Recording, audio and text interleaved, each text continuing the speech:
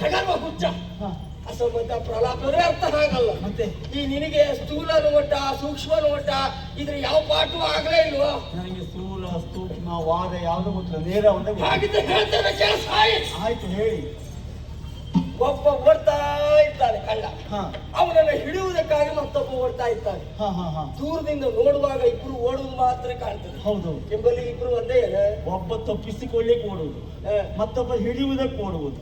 ಸ್ಥೂಲವಾಗಿ ಎರಡು ಒಂದೇ, ಸೂಕ್ಷ್ಮವಾಗಿ ಬೇರೆ. ಸೂಕ್ಷ್ಮ ಆಮೇಲೆ ಒಬ್ಬ ಬಾವಿಯಲ್ಲಿ ಬೀಳ್ತಾನೆ, ಒದ್ದೆ ಆಗ್ತಾನೆ. ಮತ್ತೊಬ್ಬ ಅವರನ್ನು ಏಳಿಸುವುದಕ್ಕಾಗಿ ಬಾವಿಗೆ ಹಾಕ್ತಾನೆ. ಮೇಲೆ ಬರುವಾಗ ಇರುವರು ಒದ್ದೆ ಆಗಿ ಬರ್ತಾರೆ.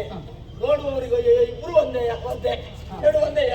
ಮೇಲ್ನೋಟಕ್ಕೆ ಕಾಣುದು ಹೌದಲ್ವಾ? ಅದನ್ನೇ ಹೇಳಿದ್ದು, ಸ್ಥೂಲ ಬೇರೆ ಸೂಕ್ಷ್ಮ ಬೇರೆ. ಇಲ್ಲಿ ಮೇಲ್ನೋಟಕ್ಕೆ ಇಬ್ಬರು ಒಂದೇ ಆದ. ಸೂಕ್ಷ್ಮ ಯಾವುದು? ಎಲ್ಲಿ ಭಾಷೆ ಹೋದ ಇವರೇ ನಿನ್ನ ಹತ್ರ ಯಾವಾಗ ಈ ಭಾಷೆ ಏನಾಗಿದೆ? ಅಂತ ಸ್ಥಾನಕ್ಕೆ ಹೋಗ್ಬೇಕಾದಿತ್ತು. ದೂರ ಹೋಗ್ಬೇಕಾ? ಕೇಳಿಲಿ ಭಾಷೆ ನೀವು ಕರೆದ್ರು ನೀವು. ನಿನ್ನ ಹತ್ರ ಯಾವಾಗೂ ಏನೂ ಇಲ್ಲ, ನನ್ನ ಹತ್ರ ಈಗ ಏನೂ ಇಲ್ಲ. ಎಂತದ್ದು ಹೇಳ ಹೋಯ್ತಾ? ತಲೆ ಹೋಯ್ತಲ್ಲ, ತಲೆಗೆ ತಲೆಯ ಯಾವಾಗೂ ಏನೂ ಇಲ್ಲ, ನನ್ನ ಹತ್ರ ಈಗ ಏನೂ ಇಲ್ಲ. ಈಗ ಏನೂ ಇಲ್ಲದೆ ಎಲ್ಲಿ ಹೊರಟೋ ಏನು? ನಾನು ಕೆಳಗೆ ಹೋಗ್ತಾ ಮಾತಾಡ. ಕೆಳಗೆ ಹೋಗುದಾ? ನಾವೆಲ್ಲ ಮೇಲೆ ಇರೋದು ಕೇಳಿದ್ದೇವೆ. ಅಷ್ಟು ಕೆಳಗೆ ಹೋಗುದಾ? ನಿನ್ನಂತಹ ದಡ್ಡ ಪತಿಗಳಿಗೆ ಮೇಲೆ ಹೋಗುವುದು ಮೇಲೆ ಕಳಿಸುವುದು ಇಂಥದ್ದು ಮಾತ್ರ ಗೊತ್ತುಂಟು. ಮೇಲೆ ಕೆಳಗೆ ಅಂದ್ರೆ ಇಳಿಯುವುದಲ್ಲ ಅದು. ನಾವು ನಮ್ಮಂತವ್ರ ಯೋಗ್ಯತೆ ಬೇರೆ. ಬೀಳುವುದು ಆಗಲ್ಲ, ಬೀಳುವುದು ಅಂದ್ರೆ ಅದು ಪತನ ಅಂತ ಆಗ್ತದೆ. ಇಳಿಯುವುದಲ್ಲ ಅಂದ್ರೆ ಕೇಳಿಲ್ವ ನೀನು? ಭಗವಂತ ಕಾಲಕ್ಕೆ ಸರಿಯಾಗಿ ಧರ್ಮವನ್ನು ಉತ್ತರಿಸುವುದಕ್ಕಾಗಿ ಧರೆಗೆ ಇಳಿತಾರೆ, ಅವತರಣ ಅಂತ ಕರೀತಾರೆ. ನಮ್ದು ಹಾಗೆ ವಜ್ರಾತಿ ಅವತರಣ ಇದ್ದ ಹಾಗೆ. ಅಲ್ಲೋಗಿ ಎಂತ ಅವತಾರ ಮಾಡ್ತಾರೆ ನಾವು? ಕಾರ್ಯಕ್ರಮ ನಡೆಸುವುದಕ್ಕಾಗಿ ನಾನು ಪಾತಾಳಕ್ಕೆ ಹೋಗ್ತಾ ಇದ್ದೇನೆ. ಕಾರ್ಯಕ್ರಮ? ಹೌದು. ಎಂತ ಕಾರ್ಯಕ್ರಮ? ಮತ್ತೆ ನಿನಗೆ ನಿನ್ನಂತವರಿಗಲ್ಲವ ಕೆಳಗೆ ಇಳಿತಾ ಇದ್ದೀರಾ, ತಪ್ಪಲ್ಲ. ಆದ್ರೆ ನಾನು ನನ್ನಂತವರಿಗೆ ಹಾಗಲ್ಲ. ಮೇಲೂ ಒಂದೇ ಕೆಳಗೂ ಒಂದೇ, ಒಳಗೂ ಒಂದೇ ಹೊರಗೂ ಒಂದೇ, ಆ ಕಡೆಯೂ ಒಂದೇ ಈ ಕಡೆಯೂ ಒಂದೇ, ನಮಗೆಲ್ಲ ಒಂದೇ. ಹಿಟ್ಟು ಒಂದೇ ಬೂದಿ ಒಂದೇ, ಕಾಣುವುದಕ್ಕೆ ಎರಡು ಒಂದೇ. ನೀನು ಅಂದ್ರೆ ಅರ್ಥ ಹಾಗಲ್ಲ. ಸರಿಯಾಗಿ ಕೇಳ್ತೇನೆ ಕೇಳು. ಈ ಭೂಮಿಯ ಮೇಲಿದ್ದವನಿಗೆ ಸ್ವರ್ಗ ಮೇಲೆ, ಪಾತಾಳ ಕೆಳಗೆ. ಸ್ವರ್ಗದಲ್ಲಿದ್ದವನಿಗೆ ಭೂಮಿ ಪಾತಾಳ ಎರಡು ಕೆಳಗೆ, ಪಾತಾಳದಲ್ಲಿದ್ದವನಿಗೆ ಉಳಿದದ್ದೆಲ್ಲ ಮೇಲೆ.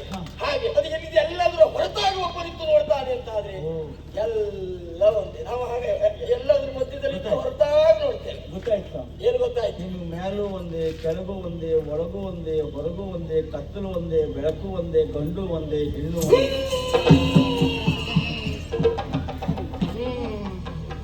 ಆರೋಗ್ಯ ಸರಿ ಇಲ್ಲ. ಚಿತ್ತದ ಗ್ರಹಿಸುವ ಕ್ರಮ ಓಂಕಾರು ಒಂದೇ ಹುಂಕಾರು ಒಂದೇ. ಎಲ್ಲಿ ಹುಚ್ಚ ಹಾಗಾಗಿ ಪಾಯಿಸುವ ಕಾಯಿಸುವಂತೆ ಸಗಣಿ ಒಂದೇ. ಹೇಳ್ಬಿಡು ಕೊಡ್ಲ ನಿನಗೂ ತಿಳ್ಕೊಂಡಿದ್ದು ಧನ್ಯವಾದಗಳು. ತಿಳ್ಕೊಳ್ಳುವುದು ನಾಲ್ಗೆ ಹೊರಗೆ ಮಾಡಿಬಿಡ್ತೇನೆ. ಹಾಗಾಗಿ ನನ್ನ ಹತ್ರ ಏನು ಇಲ್ಲ. ಆಯ್ತಾ? ಗೊತ್ತಾಯ್ತಾ? ಈಗ ಹೋಗುವುದಲ್ಲಿ ಬಂದಿದ್ದೇನಿಂದ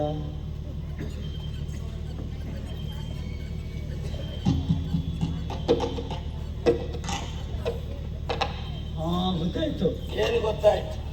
ಮನೆಗೆ ಪಾಪ ದಾರಿ. ಮನೆ ಹೇಳ್ತಾನ ನಮ್ಗದೇ ಹೌದೆಯ? ನಮ್ದಲ್ಲ. ಮತ್ತೆ ನಿಮ್ಮ ಮನೆಯಲ್ವಾ ಗುಡಿಸ್ಲ? ಆಯ್ತಪ್ಪ, ಹಾಗಲ್ವಾ?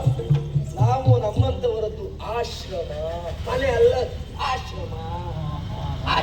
ಆಶ್ರಮದಿಂದ ನಾವು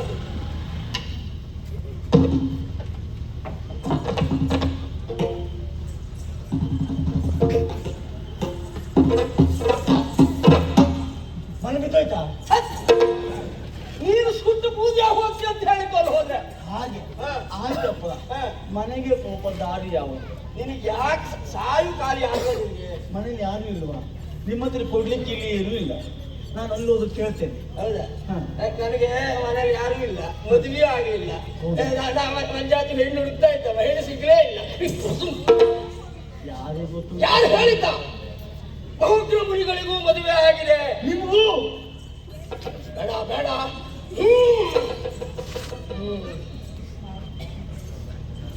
ನಮಗೂ ಮದುವೆ ಆಗಿದೆ. ಕಡಿಮೆ ಆಯ್ತಾ? ನಮಗೂ ಹೆಂಡತಿಯವರಿದ್ದಾರೆ. ಯಾರು? ಎಷ್ಟು ಜನ? ಹೆಂಡತಿಯವರಿದ್ದಾರೆ ಅಂತಲ್ಲ, ಎಷ್ಟು ಜನ ಇದ್ದಾರೆ ಕೇಳಿ.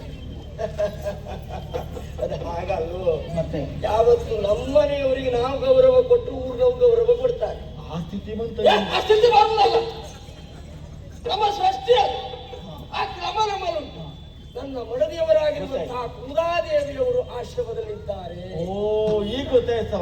ಏನು ನಿಮ್ಮನೇಲಿ ಹೇಗುಂಟು ಸ್ಥಿತಿ ಗೊತ್ತಾಯ್ತಾರೆ. ಹೇಗುಂಟು? ಎಲ್ಲರ ಮನೆಯಲ್ಲೂ ಹೆಂಡತಿ ಗಂಡನಿಗೆ ಗೌರವ ಕೊಡುದು. ನಿಮ್ಮ ಮನೆಯಲ್ಲಿ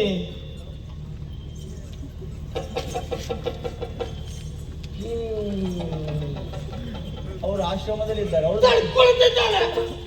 ಸಂತೋಷವಿರುವ ಕಾರಣಕ್ಕಾಗಿ ಅವ್ರದ್ದು ಕೇಳಿ ಕೊಡ್ತಾರ. ಒಲಿದು ಬಂದ ಕಾರಣಕ್ಕಾಗಿ ಎಂತ ಕೊಡುದು ಇಷ್ಟ. ನಿನಗೆ ನಾಲಿಗೆ ಮಾತ್ರ ಮುಂದೆ ಎತ್ತು ಮಾಡಿದ್ದೆ, ಆಯುಷ್ಯವು ಹಿಂದೆ ಎತ್ತು ಗೊತ್ತಾಯ್ತು. ಎಲ್ಲಿಯಾದ್ರೂ ನನ್ನ ಮಾತನ್ನು ಮೀರಿ ನೀನು ನನ್ನ ಆಶ್ರಮದತ್ತ ಹೋದೆ ಅಂತಾರೆ, ಭವತಿ ಭಿಕ್ಷಾ ಅಂತ ಹೇಗೆ ಕೇಳಿದೆ ಅಂತಾರೆ. ಎಲ್ಲಿಯಾದ್ರೂ ನನ್ನ ಬಡದಿವರಾಗಿರುವಂತಹ ಕುಮುದಾದೇವಿಯವರು ಹೊರಬಂದು ನಿನ್ನನ್ನು ನೋಡಿದ್ರು ಅಂತಾರೆ, ಆ ಕ್ಷಣ ನೀ ಸುಟ್ಟು ಪೂಜೆ. ನಿಮ್ ಹೆಂಡತಿ ಕಣ್ಣು ಅಷ್ಟು ಹಾಳ.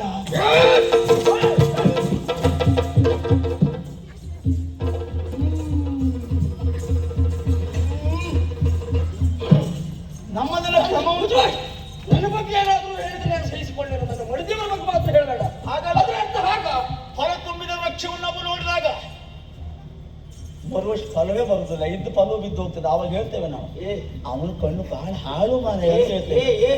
ನನ್ನ ಹೆಂಡತಿ ಕಣ್ಣು ಹಾಳು ಅಂತ ಅಲ್ಲ ಮಾರಾಯ. ಅದರ ಅರ್ಥ ಮತ್ತೆ ಅವಳು ಸಾಮಾನ್ಯದವಳಲ್ಲ, ಮತ್ತೆ ಅಸಾಮಾನ್ಯ, ಮಹಾಪತಿವ್ರತೆ.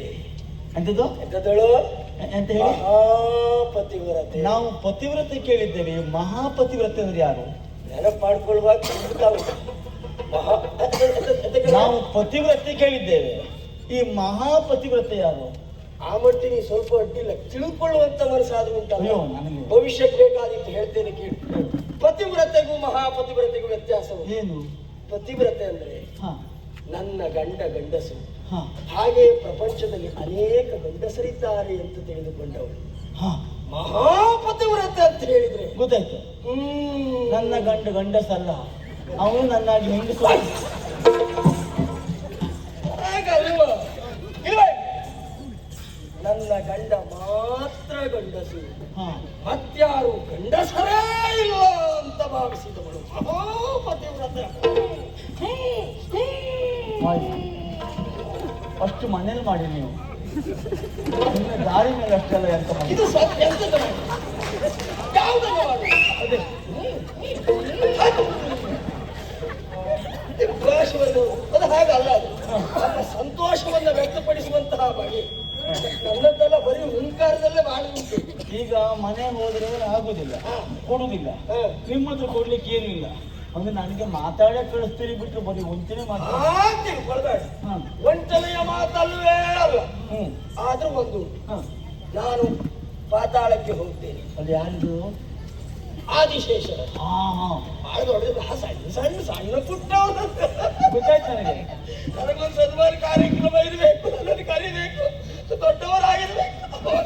ಗೊತ್ತಾಯ್ತು. ಅದು ಒಂದೇ ಶೇಷವೇ ಶೇಷ ಅದು ಆದಿಶೇಷನೇ ಅಂತ. ಹಾಗಲ್ಲ, ಅಂದ್ರೆ ದೊಡ್ಡ ಮಟ್ಟದ ಕಾರ್ಯಕ್ರಮ ನಾನೇ ಅದ್ಧೂರಿಯಾಗಿ ನಡೆಸಿಕೊಡ್ತಾ ಇದ್ದೇನೆ. ಕಾರ್ಯಕ್ರಮ ಮುಗಿದ ಮೇಲೆ ನನಗೆ ಸನ್ಮಾನ ಕಾರ್ಯಕ್ರಮ ನಡೆದು ಹಣ್ಣು ಹಂಪಲು ಬಂಗಾರ ಎಂದದು ಈ ಸಣ್ಣ ಪುಟ್ಟದಕ್ಕೆಲ್ಲ ನಿಮ್ಗೆ ದೊಡ್ಡದೇ ಕೊಡ್ಬೇಕು ನಿಮ್ಗೆ. ಹಾಗಲ್ವೋ? ದೊಡ್ಡವನಾದಂತಹ ನಾನು ದೊಡ್ಡವರ ಕಾರ್ಯಕ್ರಮವನ್ನು ನಡೆಸುವುದು ಹೆಚ್ಚು ಅಂತ. ಹಾಗೆ ಎಲ್ಲವನ್ನ ಪಡೆದು ಬರ್ತೇನೆ. ಆದ್ರೂ ಒಂದು, ನಾನು ಬರುವಾಗ ನೀನು ಇದ್ರೆ, ನಾನು ನಿನ್ನನ್ನು ನೋಡಿದ್ರೆ, ನೋಡಿದ ಮೇಲೆ ನನಗೆ ಮತ್ತೆ ಕೊಡುವ ಮನಸ್ಸಾದ್ರೆ, ಆ ಕಾಲಕ್ಕೆ ನೀನು ಮತ್ತೆ ಬೇಡಿದ್ರೆ ನಾನು ಕೊಟ್ಟೆ. ಆದ್ರೆ ಹೋದ್ರೆ ಆಗುದು ಹೋಗುದ. ಹಾಗಾಗಿ ಹೇಳುದು, ನಿನ್ನಂತವರಿಗೆ ಕೆಲವು ಮಾತ್ರ ಅರ್ಧಂಬರ್ಧ ತಿಳ್ಕೊಳ್ಳೋದು ಪೂರ್ಣ ಗೊತ್ತಿಲ್ಲ. ನಮ್ಮಂತವರ ಮಾತಿನ ಮತಿತಾರ್ತ್ವಿ ಅದು ಬೇರೆ ರೀತಿಯಲ್ಲಿ ಇರ್ತದೆ. ತುಂಬಾ ಆಳವೂ ಉಂಟು, ಅಗಲವೂ ಉಂಟು. ಯಾಕೆ ಮಾತಾಡ್ತಾ ಇದ್ದದ್ದು ಗೊತ್ತುಂಟ? ಯೋಗ ಬೇರೆ, ಭಾಗ್ಯ ಬೇರೆ. ಕೇಳ್ತೀಯ ನೀನು? ಒಬ್ಬ ಶ್ರೀಮಂತನ ಮನೆಯಲ್ಲಿ ಮೂಟೆಗಟ್ಟಲೆ ಸಕ್ಕರೆ ಇರ್ತದೆ, ಅವನಿಗೆ ಸಕ್ಕರೆಯನ್ನು ಇಟ್ಟುಕೊಳ್ಳುವಂತಹ ಯೋಗ ಉಂಟು. ಆದ್ರೂ ವೈದ್ಯರು ಹೇಳ್ತಾರೆ, ಎಲ್ಲಿಯಾದ್ರೂ ನೀವು ಒಪ್ಪಿತಪ್ಪಿ ಸ್ವಲ್ಪ ಸಕ್ಕರೆ ತಿಂದ್ರೆ ಸಾಕು, ಸತ್ತೇ ಹೋಗ್ತೀರಿ ಅಂತ. ಅಂದ್ರೆ ಅವನಿಗೆ ಅದನ್ನು ಅನುಭವಿಸುವ ಭಾಗ್ಯ ಇಲ್ಲ. ನನಗೆ ಕೊಡುವ ಯೋಗ ಇದ್ದು ನಿನಗೆ ಪಡ್ಕೊಳ್ಳುವ ಭಾಗ್ಯ ಇಲ್ಲದೆ ಹೋದ್ರೆ ಒಬ್ಬರಿಗೆ ಯೋಗ ಭಾಗ್ಯ ಅಲ್ಲ, ಏ ಹಾಗಲ್ಲ ಅದು. ಶ್ರೀಮಂತನಿಗೆ ಒಬ್ಬನಿಗೆ ಯೋಗ ಭಾಗ್ಯ ಯಾರು ನೋಡ, ಇನ್ನು ಒಂದ್ ನಿಮಗೆ ಒಂದ್ ನಮ್ಗೆ ಆದ್ರೂ ಒಂದು ಧರ್ಮಕ್ಕೆ ನಾನು ಕೊಡ್ತೇನೆ ಅಂತ ತಿಳ್ಕೊಳ್ಳುಬೇಡ. ಹಾಗೆ ನಾನು ಕೊಡುವಾಗ ನಿಮ್ಗೆ ಲೆಕ್ಕ ಧರ್ಮಕ್ಕೆ ಸಿಕ್ಕಿದ್ರೆ ಮೊಮ್ಮಕ್ಕಳ ಕಾಲಕ್ಕೂ ಬೇಕು ಅಂತ ಹೇಳ್ಬೋದು. ನೀವು ಸ್ವಲ್ಪ ಕಷ್ಟ ಪಡ್ಬೇಕು. ಹೀಗೆ ಮಾಡಿಟ್ಕೊಳ್ಬೇಕು ನಾನು ಬರುವಲ್ಲಿವರೆ. ಅದು ನಾನು ತೊಟ್ಟು ಹೋಗ್ತಾ ಹಾಗೆ ಇಟ್ಕೊಂಡು ಸರ್ ಅದೊಂದು ನಿಯಂತ್ರಣ ಬೇಕಾಗ್ತದೆ ಕೆಲವೊಂದು. ನೀವು ಒಂದು ಕೆಲಸ ಮಾಡು, ಹಾಗೆ ಮಾಡ್ಬೇಕು. ಹೀಗೆ ಮಾಡ್ತಾರೆ ಸಮತೋಲನ ಕಾಪಾಡಿಕೊಳ್ಳಿಕ್ಕೆ ಬೇಕಾಗ್ತದೆ. ಅಲ್ಲಿ ಹೀಗೆ ನೀವು ಯಾವ ಕಡೆ ಬಂದ್ರಿ? ಅಲ್ಲ, ಯಾವ ದಿಕ್ಕಿನಲ್ಲಿ ಬಂದ್ರಿ? ಹೋಗ್ಬಾರ್ದು ಅಂತ. ಆ ದಿಕ್ಕಿನ ಹೋಗ್ಬಾರ್ದು. ಆ ಕಡೆಯಿಂದ ಬಂದು ನಿಮ್ಮನೆ ಆ ಕಡೆ ತಪ್ಪಿ ಆ ಕಡೆ ಹೋಗ್ಬೇಡ, ಅಲ್ಲೇ ನಿಂತ್ಕೊ ಏನ.